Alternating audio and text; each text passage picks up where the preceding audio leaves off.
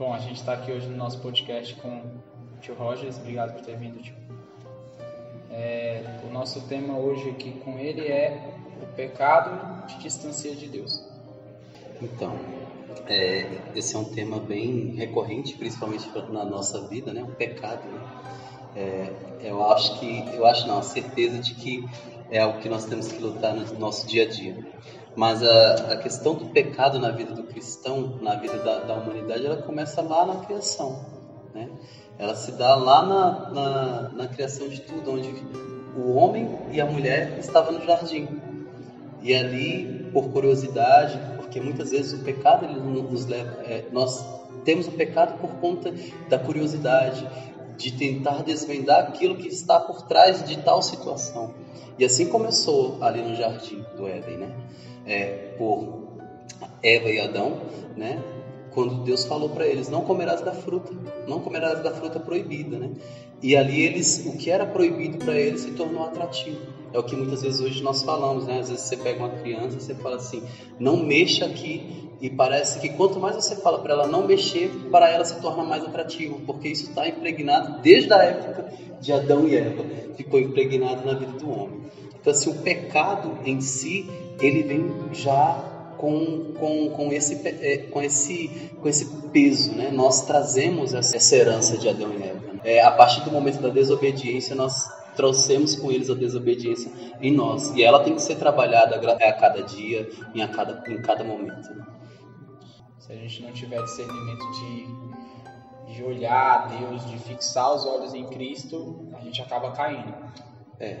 Essa situação de comparar, de trazer o pecado justamente com a força do que o mundo tem colocado para nós hoje, é justamente a guerra espiritual do cristão hoje.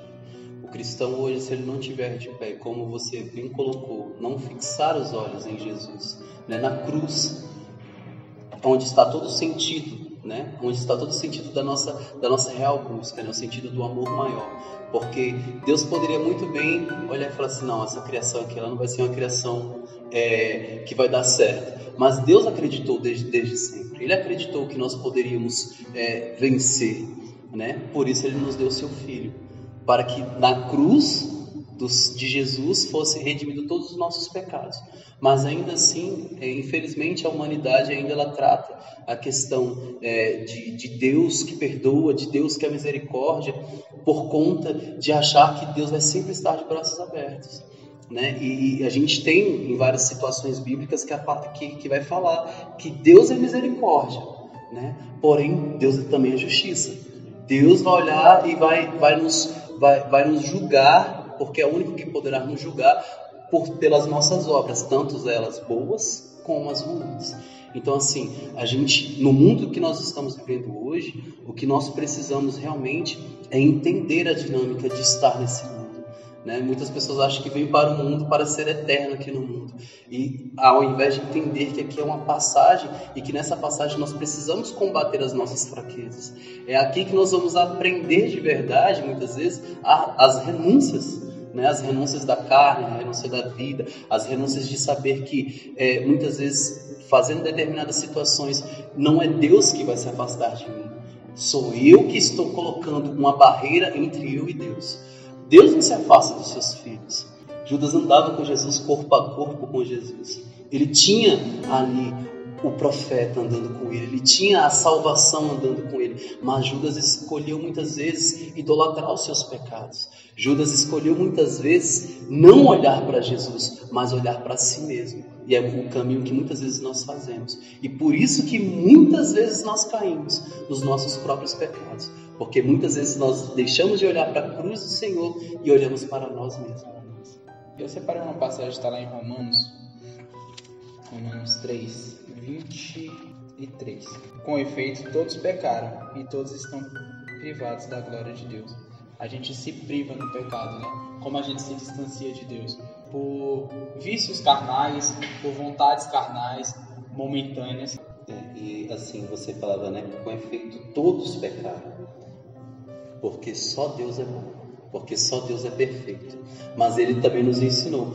Quando Adão e Eva pecou e caiu em si, porque eles queriam se igualar, eles queriam ver o que era que tinha a mais ali naquele fruto proibido. Então eles se esconderam de Deus. Não foi Deus que se escondeu deles, eles que se privaram de Deus.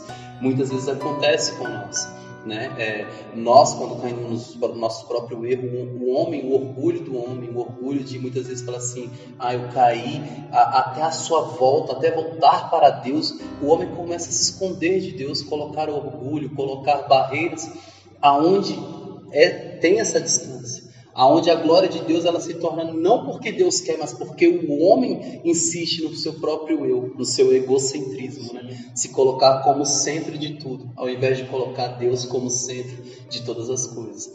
Então, Adão e Eva fez esse caminho, Judas fez esse caminho, como citei já aqui, e vários outros na história da Bíblia fizeram esse caminho, né? Pedro muitas vezes fez esse caminho do eu sou, e Jesus falou para ele, andava com ele, falou: afasta-te de mim, Satanás, porque sabia que naquele momento ele não estava sendo um homem inteiro para Deus, né? Ele estava vendo, na verdade, a sua própria vontade, não a vontade de Deus. E quantas vezes a gente não vê a glória de Deus porque nós estamos querendo ver as nossas vontades, né? A vontade de Deus ela se torna um segundo plano nas nossas vidas, ou seja, a vontade de repente até o pecado do ter, o pecado da posse, o pecado dos status. Muitas vezes são coisas pequenas do nosso dia a dia que podem muitas vezes nos tirar da glória de Deus, nos tirar desse caminho de estar próximo e buscar mesmo essa dádiva, né? Porque a glória de Deus é para aqueles que realmente querem. Não é para aqueles que realmente pensem, não. É para aqueles que querem e assim, fala assim: eu aceito, né? O filho pródigo veio falar isso para nós. O filho saiu, gastou tudo que tinha. Aquele pai que representa no texto bíblico é Deus, que espera a nossa volta a cada instante, a cada vez que nós damos as costas, a cada vez que nós vamos e fazemos aquilo que nós achamos. Mas esse Deus, ele quer que nós voltemos e que entendemos que Ele é a glória, que não existe felicidade fora dele, né? Então, assim, a gente não pode, talvez, como você trouxe essa palavra, com efeito, todos pecaram e todos estão privados da glória. Nós vamos continuar sendo privados da glória sempre que, toda vez nós pecarmos e nosso orgulho não nos deixar voltar para Deus. Sim. Porque a palavra vai falar que o reino dos céus é daqueles que são violentos. Sim, né? Uma vez que você entendeu que aquele seu pecado ele pode te levar à morte, quando você for julgado novamente, porque por mais que nós tenhamos a dádiva da graça da confissão, mas nós vamos passar e lá quando nós chegarmos em nome de Jesus na glória, vai ter o livro da vida, da nossa história. E lá vai estar falando: olha, tá vendo isso aqui? Você fez isso e isso. A caminhada nos exige a não desviar os olhos da cruz de Cristo. Porque no dia que você desviar os olhos da cruz de Cristo, você vai cair. E quando você cair, você vai olhar e vai tentar se levantar, e você não vai conseguir, porque o seu orgulho, muitas vezes, ele não vai deixar você voltar a olhar para Jesus na cruz. A fé é o combustível para aqueles que necessitam estar de pé e combater o pecado. Sem fé, não adianta. Sem fé, não vai ter como eu combater esse pecado. Porque é um mundo muito, muito pesado. É um mundo onde são vários dardos inflamados do maligno querendo nos atingir a todo momento. Então, pela fé, somente pela fé, nós vamos poder entender esse mistério de Deus, né, para nós, que é a sua glória. São João Batista já deixava preparado, né? Quando ele falou do mundo espiritual tomado por violência. É essa violência que ele está falando. A violência da oração, a violência de entender que muitas vezes o teu corpo ele vai pedir situações para você, muitas vezes os teus olhos ele te leva para uma outra dimensão, os teus ouvidos, né? Às vezes o teu jeito de andar pode levar você a outra dimensão, né? Então a gente realmente precisa se policiar por inteiro. Mas Deus também sabe desse pecado. Sabe da nossa fragilidade. Sim, mas é justamente que vai falar lá: se o teu olho te leva a pecar, arranca. Mas não é nessa radicalidade arrancar. É porque Deus está mostrando que a gente precisa ser tratado. Sabe? A gente precisa ser tratado a cada instante. Ou seja, onde é que a gente é tratado? Na confissão. A confissão é que nos trata. Esse é o do ato da fé que eu estou falando, sabe? O ato da fé é de entender que a confissão, por mais que ali você chegue ali muitas vezes ali com o coração meio duro, não vou contar esse pecado, não vou falar dessa forma, vou camuflar a forma de falar, vou falar diferente para ver se eu diminuo a gravidade, sabe, do pecado. Mas Deus conhece o seu interior.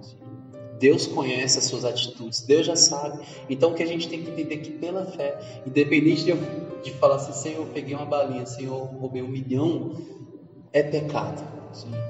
Não existe pecadinho e pecadão, existe o pecado. E a gente precisa realmente entender isso, que a misericórdia de Deus ela vai se estender para aqueles que vão pela fé. Deus, Ele está sempre pronto a nos amar, a nos perdoar, sempre. E essa certeza eu tenho. Por mais que eu peque, né? Por mais que eu tenha os pecados assim mais pesados, mas isso já aconteceu muito comigo. Quando eu falo, o ouvido mais próximo da minha boca é o meu. Caramba, eu não vou falar isso, vou falar dessa forma para ver se eu diminuo a gravidade do pecado, né? Mas não, porque dessa forma nós estamos fazendo que nem Adão.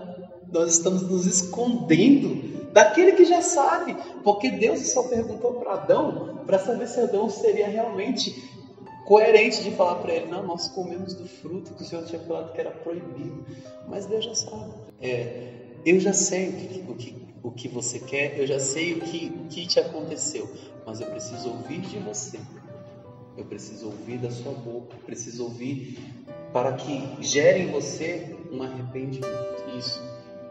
A mensagem para esses amados, né, de Deus, porque eu posso falar assim, esses amados, esses queridos de Deus, que sempre pense em Deus, como vai falar a música, né?